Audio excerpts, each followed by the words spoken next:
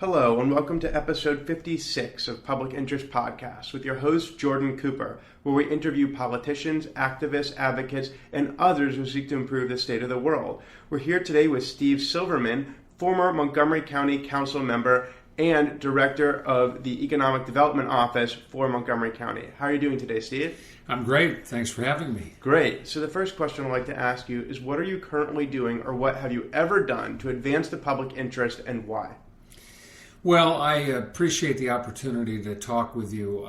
I practiced law in downtown Silver Spring and sort of cut my teeth on downtown Silver Spring revitalization. A bunch of us in the community, PTA activists, civic leaders, faith leaders, business people, had worked together to get a new Blair High School built in 1993. And we worked very hard on that, but we also realized that we had more in common than we had apart. So when the efforts were made in the Duncan administration early on to look at downtown Silver Spring revitalization as a way to keep the community together, we all worked very, very hard, managed to support what has now become the downtown Silver Spring development, and created huge opportunities for jobs and a vibrancy in downtown Silver Spring. And that was the beginning of my public service. Would you say that the construction of Blair High School actually was some sort of component of an economic development program in Silver Spring? I think it laid the groundwork for the community in Silver Spring to work together and to put down some of the hostility that had occurred in the mid-'80s over redevelopment, and in fact get people to realize that there's a lot of common ground. And it's a lesson that I took with me to the county council when I got elected in 1998, which is to try to find the areas of common ground rather than continue some of the rhetoric of divisiveness that had occurred and continues to occur. Interesting. So in trying to find common ground and running for office, I find that many voters in Montgomery County are not exactly sure of what the difference is between a state legislator and a county council member, and they certainly have had difficulty in the past differentiating candidates, many of them being Democrats, many of them being liberal progressive Democrats who feel similarly on different issues.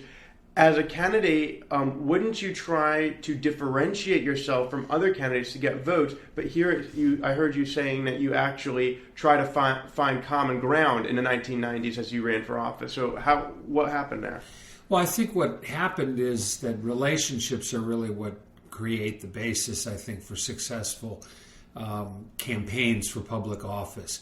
And I developed relationships throughout the early to mid-'90s that provided me an opportunity to run. Mm-hmm. But when I ran in 1998 for the county council, my slogan was kids, cars, and communities, because I had spent enough time. My son was 6 years old, had started first grade, and I had spent enough time realizing that we needed to have a focus on early childhood education in terms of the early grades. Mm-hmm. We needed to do something about traffic congestion, which we were all stuck in, and we needed to do something to support our communities through our expansion of our library system and our community recreation centers. So that was a way I distinguished myself, I think, when I ran in 98. Mm-hmm. But the reality is that what I sort of struck upon were the themes that I think most people in the community shared. I think most people understand the direction we should be going in this community, in this county. I think we sometimes get sidetracked by a lot of the details. And again, I think remains a huge opportunity to find a common ground around transportation, education issues in the county. Now, kids, cars, and communities seems to be equally resonant today as it ever might have been in the 1990s. Yet you've spent time in elected office and an appointed office. So obviously traffic has only gotten worse in this area. In terms of investment in mass transit, really mass transit these days is falling apart. We don't have adequate funding for bus rapid transit. Purple Line has been slowed down to a standstill at this point. Metro's Red Line is single tracking all the time. Communities, we do have great parks and a great library system. So when you reflect back a little bit on what you've been able to accomplish, I mean, that's a great platform. What were you able to accomplish in that platform that actually addressed those issues and made those better for your community? Well, the transportation piece is always challenging and always will remain challenging. Our issue in our county that we can't do anything about is geography. We are a pass-through community to a lot of people who are on their way around the Beltway to Northern Virginia for jobs or on their way downtown. When I got elected in 1998 and drove up 270 to meetings in Germantown, I saw some cars coming down 270, but not like today. The exurbs exploded in the late 90s and early 2000s as people bought houses in Frederick County and Washington County and further out and commute every day. And why would they do that? They do it because of price point. I learned a term called drive till you qualify, which is basically a simple way of saying that if you have $500,000 for a house, you can buy a lot more house outside of Montgomery County than inside Montgomery County. And so you had a lot of people who were living up in Frederick or up in Washington County in Hagerstown driving down. And that's why things like the Corridor Cities Transit Way and potential widening of 270 are really important issues. And when you go to the eastern portion of the county where I live on Route 29, it's the same thing. Incredible amounts of traffic coming down from Howard County and Baltimore County on their way to our Beltway or to other jobs. And these are just long-standing challenges that we have to address, and it's going to require a lot of resources. So it sounds like there's an interesting correlation between economic development and traffic, which is to say that because areas are becoming increasingly expensive, they're less affordable, so people move to an area where it's more affordable, but still have to drive to their place of employment where it's unaffordable. So really, by having unaffordable communities and then jobs in those communities, it's actually augmenting traffic. So how and I know you spent a lot of time developing expertise in economic development. So can you talk a little bit about the correlation between economic development and transportation and traffic? Well, you're absolutely right. It's kind of a good news, bad news. The good news is as we continue to have job growth in Montgomery County, it attracts people from outside the county. What we can't do is restrict the land use practices of our neighboring jurisdictions, and that's always going to be the case. But that's why I think when we look at these transportation projects, the state needs to step up and realize that Montgomery County is an economic engine. We need to continue to support, the state needs to continue to support job growth in Montgomery County. But you need to have transportation projects that catch up. We're probably 25 years behind. The ICC was on the drawing board for 50 years. And the ICC, for listeners, is the Inter-County Connector, which is a highway between Interstate 270 and Interstate 95. That's right. I mean, we had this on the books for years, and our land use practices in the county expected that there would be an east-west road other than the Beltway for people to get back and forth. It's unfortunate it had to be a toll road, but that's what the financial situation was. I hope we'll get the Purple Line built. Many of us have been supporting that. Before it was called the Purple Line, when it was the Georgetown Branch Trolley back in the mid-'80s. And I hope we'll end up with getting a green light on that important project. But we have to make sure that we're stepping up as a region for transportation, because that's the only way we're going to be able to have the jobs that are necessary here. So a lot of the older generation remember a trolley system, an extensive trolley system. Maybe, I'm not sure exactly when it was torn out, but in the 50s and 60s it was definitely here. And you'd have trolleys going down from Montgomery County, from Rockville, all the way into Washington, D.C., which is somewhat similar to the idea of a bus rapid transit. As you mentioned, there was a trolley on now what's called the Capitol Crescent Trail and a Georgetown Branch Trail. And obviously, those trolleys were taken out. So it's interesting to see that now that we have more population and we have more of a need for mass transit, we actually can look back and say, in the past, we had more mass transit than we do in the present. Why were those ripped out to begin with? Well, I think we became an auto-centric county and country. over the past 50, 60 years. There were always plans for certain things, but they always were outstripped financially by putting more pavement down. We can't build more roads to get ourselves out of the traffic congestion that we have, whether it's the east-west routes, whether it's north-south. We have to look at transit. We have high transit usage in this region compared to other parts of the country, but it's still woefully inadequate. And I think that if we look at the convenience issue and the cost issue, there's a way to encourage people to stop driving to work alone, which is the fundamental challenge that we face. I want to pivot for just a second to education, because when I got to the county council, my son had started in first grade. And he was in a class of 27. And he was in a class with a lot of kids who did not have the same advantages that my son had and other kids had growing up in terms of education prior to showing up in kindergarten or first grade. One of the education initiatives that we were able to work on that still is in place today is to reduce class sizes for kindergarten, first, and second grade at the Title I schools, which is about 50 to 55 of our elementary schools. Now, for our listeners, can you explain what Title I is? Title I is the federally funded program for schools all over the country, school districts, which is focused in on putting more resources, this time from the federal government, into schools that are high poverty. And it's a program that's worked very well in terms of additional resources. What we wanted to do was take a page out of other jurisdictions around the country and realize that if we wanted to close the achievement gap, we needed to reduce class size. We did that at the early grades, going from average classes of 27 to 16 or 17, providing more educational opportunity and focus for kids who really need that help in the early grades. Just for our listeners' knowledge, what is the achievement gap and why does it need to be closed?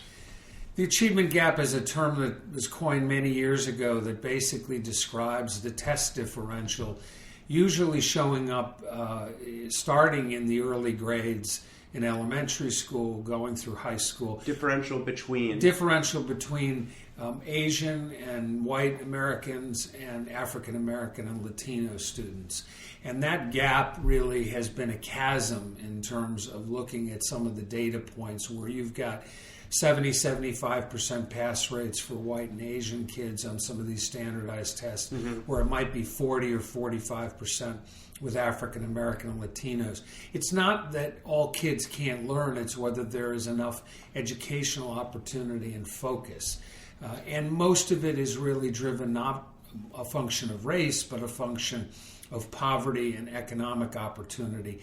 And reducing class size has been shown all over the country to provide the kind of attention and focus on kids that they may not have gotten prior to the time that they show up in school. So while you were in elected office, did you ever see class sizes decrease? And if so, did you ever see a correlated decrease in test score disparities? We did immediately. We were able to implement a 3-year rollout of kindergarten, first, and second grade at about 50 to 55 of our elementary schools. It showed up immediately in terms of test data in the early grades.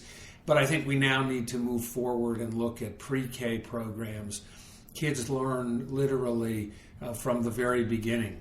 And I think that getting kids to learn and to have those kind of experiences prior to setting foot in the school system is the next big challenge for a jurisdiction like ours. And pre-kindergarten courses that are publicly funded are also economic development measures because it allows parents to go to work. Is that correct?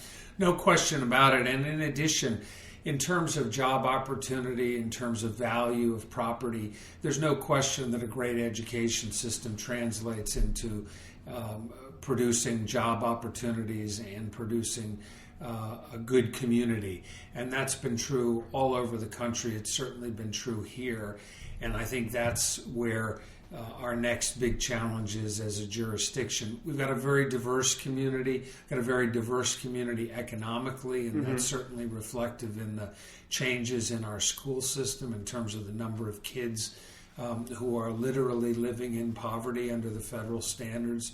And I think we've got to pay a lot more attention to those kids before they get to the school system so they'll be able to succeed. And there are programs to address poverty that are available through the school system. For instance, free and reduced meals, which is actually an indicator of poverty in the school system. Is that correct? That's exactly right. In fact, that's basically what the Title I program is focused on. It's focused in on the schools that have the highest number of kids who are eligible for free or reduced meals. But the poverty level is a fraction of what it costs to actually live in Montgomery County. Mm-hmm. It's just an arbitrary federal standard that isn't indexed. But we've got about almost a third of the kids in our Montgomery County school system who are eligible for free and reduced meals, which is a far cry from what it was 20, 30, 40 years ago, and that's a big challenge. So what worries you about poverty, and what should we do about it? I think we're going to end up having to focus in and see where there can be opportunities for folks who are living in the community and also our high school graduates. 22% of our high school graduates do not go on to a 2 or 4 year school. Is that a problem? It's a huge problem because we're letting people cross DAR Constitution Hall stage, congratulating them on a diploma, but not providing them the opportunity to succeed in life. We've got enormous needs in our county in the construction industry, in auto trades, and healthcare, and we've only sort of nibbled at the edges of providing opportunity. And I think the question for us going forward is to provide a fundamental approach in schools of both career or college ready, not just college ready. And I think we need to recognize that that's where job opportunities are going to be that will help lift people out of poverty.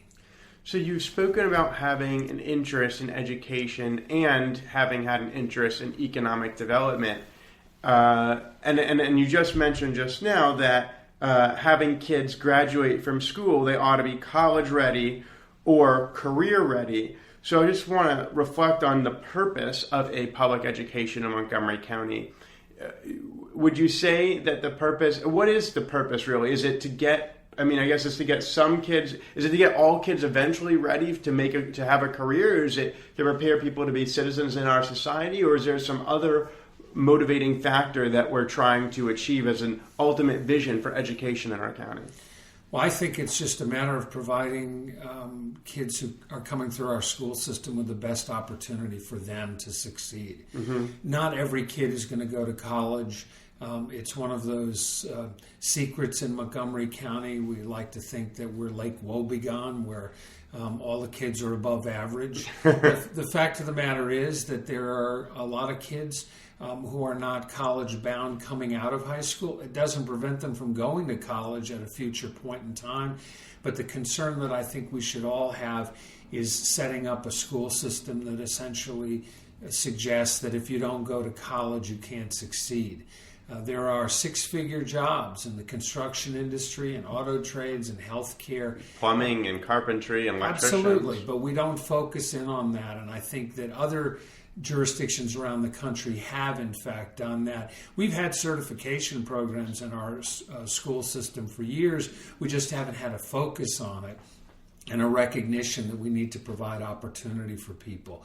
And there are folks that I think want to move in this direction. It's just a question of how fast we get there. So I want to bring the focus a little bit back to Steve Silverman.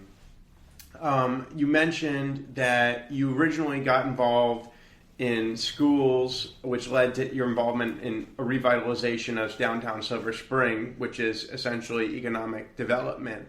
Can you talk a little bit about how the one led to the other and how eventually that led to, after you ran for county executive, your former competitor appointed you to be a secretary of or director of economic development in Maryland? So how did that whole path transpire? What really motivates you as you kind of pursue those particular subject matter? Well, what I realized as a community activist in the mid-'90s was that the real action was at the local level. State legislature is a great place, it has a specific set of issues. But in Montgomery County, what's unusual about the county council is it has budget authority, unlike the state legislature, unlike county councils around the state of Maryland. The charter basically says that the county executive proposes a budget, but the council disposes of it and also can cut and add to it. And unlike the legislature. Exactly. And so there's an area where for those of us who cared about job growth, who cared about our kids, who cared about transportation projects, you could really make a difference. And so that's what prompted me to run for the council in the first place. And I found with working with colleagues like Ike Leggett, who became our county executive, Mike Subin, Derek Berlage, Marilyn Praisner, and others, that we all shared a common view of moving the county forward. When Doug Duncan decided to run for governor and there was an opening for county executive, I thought that was the best way for me to move forward and have an opportunity to present my vision as county executive and to present my vision through the budget process. Unfortunately, my good friend Ike won the day. I went off to work for my friend Doug Gansler as Maryland Attorney General for a couple years, running his Consumer Protection Division. And then Ike called me and said there was going to be an opening in economic development. He knew that I had chaired the committee that oversaw that and wanted to know if I would come back and help lead the effort in spring of '09 during the Great Recession. And that must have been a Herculean task, really, to try to spur economic development when revenues are down and you're in the midst of a Great Recession. Well, I think the most important thing was recognizing we had to do things different. And so for the 5.5 years that I was in economic development, thanks to the leadership of Ike Leggett, we supported a retention of a lot of companies in the county through our Economic Development Fund. We established programs like the MOVE program, which is a check written to tenants who either start companies here or move their companies to Montgomery County. So direct subsidies of commercial real estate Absolutely. rent. At a small level, we're talking about smaller users of 10,000 square feet or less, so it's really small businesses that we're trying to encourage in the county. We established a biotech tax credit program and a cybersecurity tax credit program. And those are on county property taxes? Well, they're grants to investors who invest in early stage cyber and biotech companies in the county. It's a way of matching private investment with public dollars to encourage companies to start and grow here rather than somewhere else in the state. Just to clarify, there's no income tax for Montgomery County specifically, is there? Yes, there's a local income tax and a state income tax, which I think and a federal income tax. And federal, which I think has been one of the challenges. When people talk about the competitiveness of Northern Virginia, they neglect to mention that Northern Virginia has no local income tax. So if you're starting a company or want to expand a company and you have an option about where you live and where you grow your business, you start out ahead of the game in Fairfax by about 3% because that's what our local income tax is. So we're competing not on a level playing field, but we've got an extraordinary county. And what we needed to do, and we started to do over the last 5 years, was to look at those types of innovative efforts that have been done around the country to encourage development of companies in the innovation economy, green tech, cyber, biotech. So as you reflect on your years in service, having started as an advocate, a member of a parent-teacher association, advocating for school construction, going back to a downtown urban revitalization effort, eventually becoming a county council member, eventually focusing on economic development in a county executive cabinet, and now having your own lobbying shop. Why is it that you did it? You know, what gets you going about public service? Why have you been so interested in dedicating your life to improving your community? Well, I grew up as a kid in the 60s and early 70s, went to college, and I realized that somebody's going to be making decisions for our community, and that I thought I had something to contribute as long as I found a way to find common ground and work with others to understand their interests as well. I think we all can make a difference. Sometimes it's in elected office, sometimes it's as a community activist or community leader. It takes everybody stepping up to the plate, and for me, I wanted to find a way to give back to my community, both in the private sector and in the public arena. I think that's something that everybody should aspire to. I had a great opportunity as a kid growing up in New Hampshire to see elected officials at the grassroots level and also presidential candidates coming through my state. So I guess I caught the public service bug many years ago. So that has been Steve Silverman, former council member from Montgomery County, Maryland, who speaks about having gotten the public service bug and having gotten involved in particular issues and being driven to make a bit of change on the issues that seemed to hit most close to home for him and his community. This has been episode 56 of Public Interest Podcast with your host, Jordan Cooper, where we interview politicians, activists, advocates, and others who seek to improve the state of the world. Thank you so much for joining us. We'll talk to you next time.